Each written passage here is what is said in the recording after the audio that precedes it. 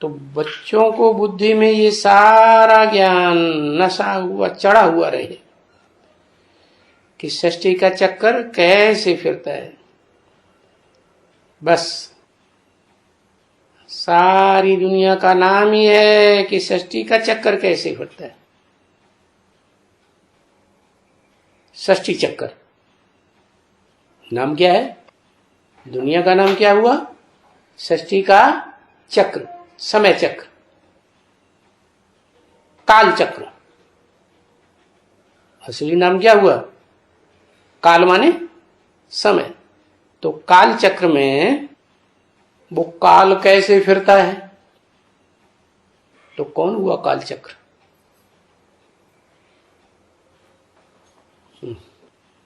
अरे उसे कहते ही है महाकाल, कालों का काल महाकाल, जिसको कोई काल खा नहीं सकता। तो सारी दुनिया का नाम ही है सृष्टि चक्कर। वो चक्कर है।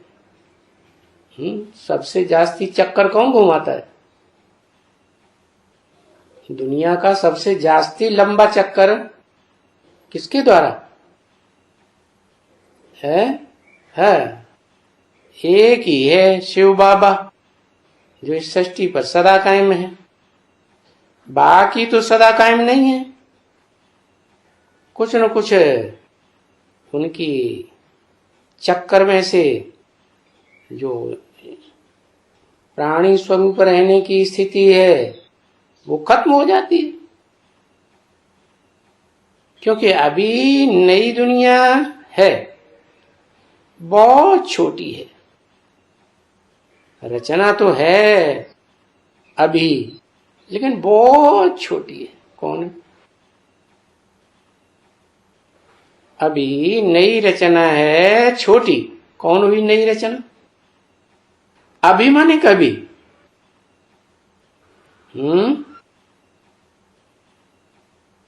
अरे अभी माना लक्ष्मी माता और जो जगदम्बा है, तो दोनों मिलकर के रचना होते हैं ना। लक्ष्मी माता तो हुई जैसे पराशक्ति, क्या आत्मिक रूप में, सदा आत्मिक रूप में स्थिर रहने वाली, और जगदम्बा हुई देवान, क्या बीज। तो दोनों का मेल होता है तो रचना हो गई। तो ये अभी जो नई रचना है वो इस षष्ठी रूपी रंगमंच पर थी या नहीं थी? 67 में दोनों थी, है? दोनों थी 67 में। ज्ञान में नहीं, दोनों ज्ञान में नहीं थी। हाँ, जो आत्मा है वो तो अविनाशी है, वो तो होती ही होती है। क्या? शरीर जो है उसका विनाश होता है। तो शरीर नहीं था, वो शरीर था लेकिन उसको ज्ञान नहीं था। ज्ञान आत्मा को होता है या शरीर को होता है? आत्मा को होता है। तो वो जो नई रचना है वो बहुत छोटी है। बाबा ने कह दिया चोटी है। क्या? छोटी कैसे है? चोटी कैसे बता दी? चोटी ब्राह्मण लोग रखाते हैं ना, तो कम चौड़ी होती है या ज्यादा चौड़ी होती है? पहले ब्राह्मण लोग चोटी रखाते थे, गाय का खुर जितना चौड़ा होता है इतनी जगह में यहां पर चोटी बनाते थे। तो वो गाय का खुर हो गया, बुद्ध रूपी पांव हो गया। वो बुद्ध रूपी पांव जब तक नहीं समझेगा तब तक सृष्टि की शुरुआत नहीं होगी। क्या बात?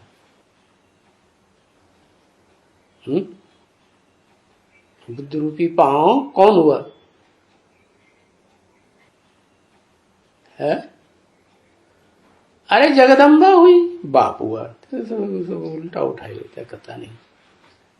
जगदम्बा नहीं हुई बुद्ध रूपी पांव गाय का खुर।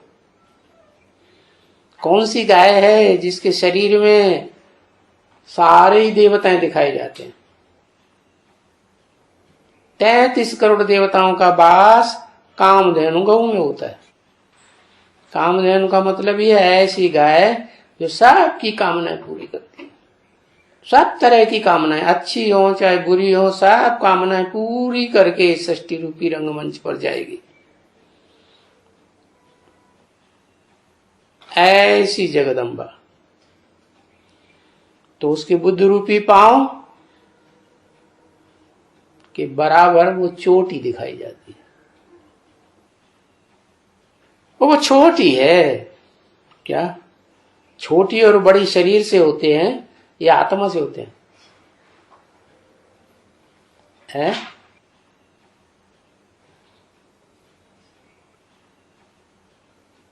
शरीर से होते हैं।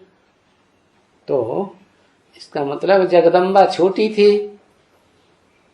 छोटी थी या बड़ी थी? शरीर से छोटी थी। और जो आत्मा है वो तो आत्मा समझदार कहीं तब जाएगी अविनाशी, जब छोटी बड़ी होने का सवाल ही नहीं आत्मा का। तो चक्कर तो बिल्कुल तुम बच्चे समझ गए हो क्या? कि षष्ठी में चक्कर जो शुरू होता है तो पहले पहले कौन सी आत्मा की बुद्ध रूपी पांव धोए जाते हैं? बताओ। जिसके बुद्ध रूपी पांव पहले धोए जाएंगे वो ही षष्ठी रूपी रंगमंच पर बड़ी हो गई। तो जो विजय माला की हेड कही जाती है वो बड़ी हुई, या जो रुद्रमाला की अंतिम मणका है वो बड़ा हुआ? षष्ठी की शुरुआत कहां से होगी? रुद्रमाला का मणका। लक्ष्मी आत्मा है, आत्मा से शुरुआत होती है। बच्चा पेट में आता है तो शुरुआत कहां से होती है? देह से होती है या आत्मा से होती है? देह से होती है। तो पहले पहले अगर ज्ञान लेकर के इस षष्ठी पर प्रत्यक्ष होना है शरीर के द्वारा, तो कौन सी आत्मा अपने शरीर को बर्फ में से खींचने के निमित्त बन जाएगी और शरीर में प्रवेश करके फिर वो अपना पार्ट हो जाएगी? कौन सी आत्मा हुई?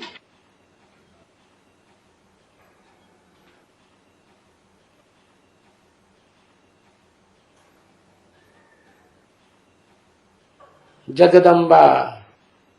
क्या? अरे प्रजापिता भी तो आत्मा है कि शरीर है? आत्मा है ना, तो वो थोड़ा ही पहले प्रत्यक्ष होगा। षष्ठी रूपी रंगमंच पर 5 तत्वों का पुतला पहले प्रत्यक्ष होगा या शरीर पहले प्रत्यक्ष होगा? ओ, क्या आत्मा पहले प्रत्यक्ष होगी? पुतला पहले प्रत्यक्ष होगा ना। तो इसलिए कहते हैं कि जगदम्बा सारे जगत की अम्बा है। जगत की अम्बा है तो जगत पिता की अम्बा है या नहीं है?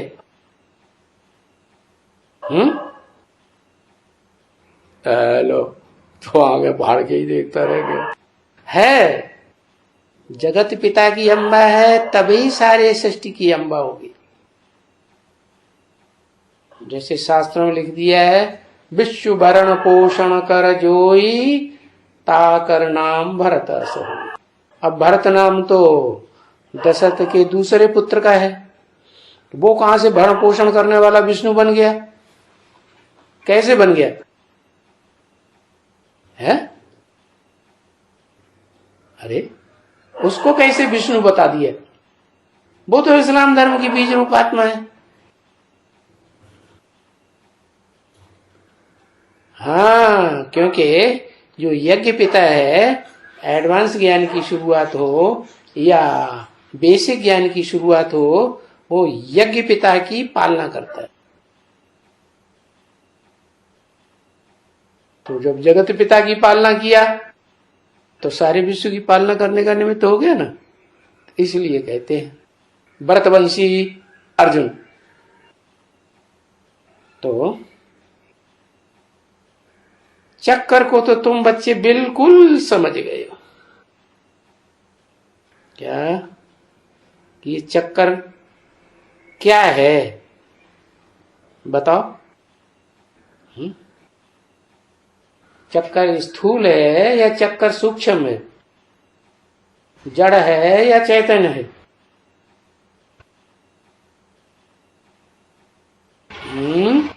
चैतन्य है। कौन है चैतन्य? चैतन्य तो आत्मा है। आत्मा तो जड़ नहीं होती है, आत्मा तो सूक्ष्म होती है। अरे वो आत्मा भी है और शरीर भी है। इस सृष्टि रूपी रंगमंच पर वो तो अनादि शरीर है ना। ठीक है, सृष्टि चक्कर की शुरुआत होगी तो तब ही कहेंगे जब इस सृष्टि चक्कर में पहले पहले वो आत्मा प्रत्यक्ष हो, जिसके द्वारा सृष्टि के 500-700 करोड़ बच्चों का जन्म होता है। तो पृथ्वी हुई ना, धरणी माता ही हुई। तो तुम बच्चे समझ गए हो कि चोटी ये जैसे बाजोली का चक्कर होता है ना, ऐसे कैसे चक्कर काटती है। एकदम बाजोली चक्कर काटती है तो एकदम चोटी नीचे, फिर पलटा खाया तो चोटी ऊपर और एड़ी नीचे। तो ये चक्कर है सृष्टि का। क्या अभी सृष्टि चक्कर में क्या होगा? अंत में कौन प्रत्यक्ष होगा? सारे संसार की 500 करोड़ मनुष्य आत्माएं पहले किसको पहचान लेंगी?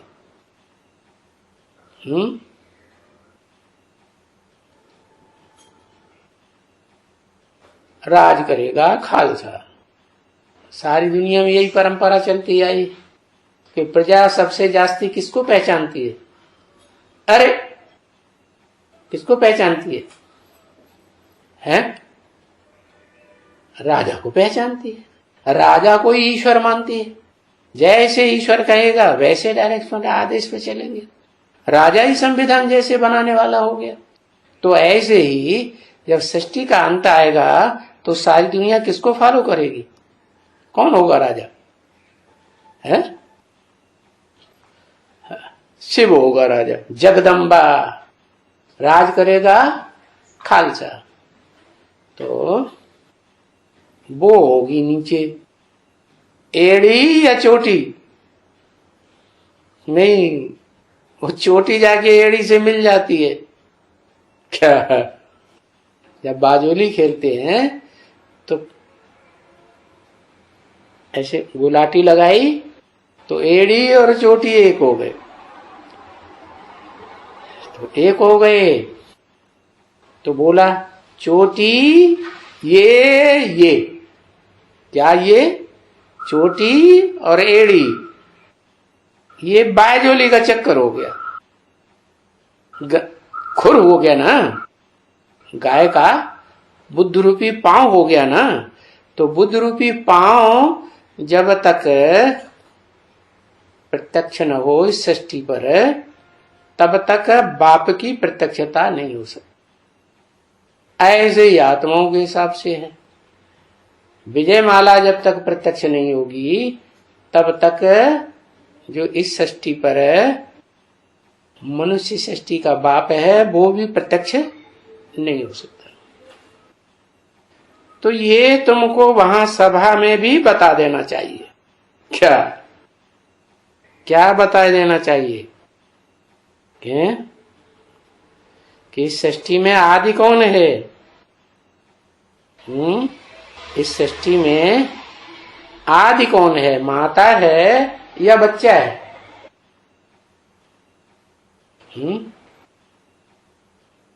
माता है।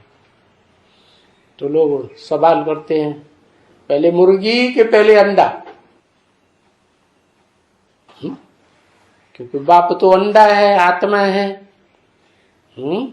ब्रह्मांड का रहवासी है। तो पहले मुर्गी कि पहले अंडा? पहले मुर्गी। माता जी कहते पहले मुर्गी फिर अंडा। मुर्गी होगी तो अंडा आएगा। अच्छा, नहीं तो अंडा कहां से आएगा? कहेंगे मुर्गी, अरे मुर्गी है ही नहीं तो कहां से आएगा? तो कौन होना चाहिए पहले? मुर्गी।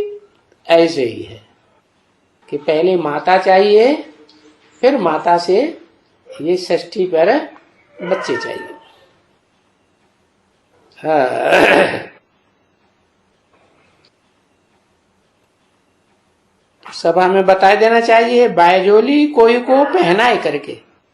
क्या प्रैक्टिकल में बायजोली पहनाए करके बताओ। जैसे भक्ति मार्ग में गुलाटी खाते जाते हैं और तीर्थों की या मंदिर की परिक्रमा करते हैं, तो फिर कहा जाता है कि हाँ ये तो बड़ी मुश्किल से ऐसे ऐसे कर करके, इतनी तपस्या करके ये चक्कर काट रहे हैं। देखो ये एक बैजोली है ना, षष्ठी का चक्कर है। सारी षष्ठी का चक्कर काटा, षष्ठी का चक्कर बैजोली है। कौन हुआ बैजोली या कौन हुआ षष्ठी का चक्कर है? षष्ठी का चक्कर किसे कहेंगे? माता जी को। शंकर। बायजोली का चक्कर है प्रजापिता। षष्ठी चक्कर कौन हुआ? काल चक्र कौन हुआ? जो काल में पूरा पूरा चक्कर काटे वो हुआ काल चक्र है। सबसे जास्ती ड्रामा कौन बनाता है? व्यास बनाता है। तो वही षष्ठी का चक्कर हो गया ना, जिसके लिए बोल दिया मुरली में। इस षष्ठी में सदा कायम एक शिव बाबा ही है। क्या शिव बाबा को कोई काल नहीं खा सकता? सारी दुनिया को काल खा जाएगा।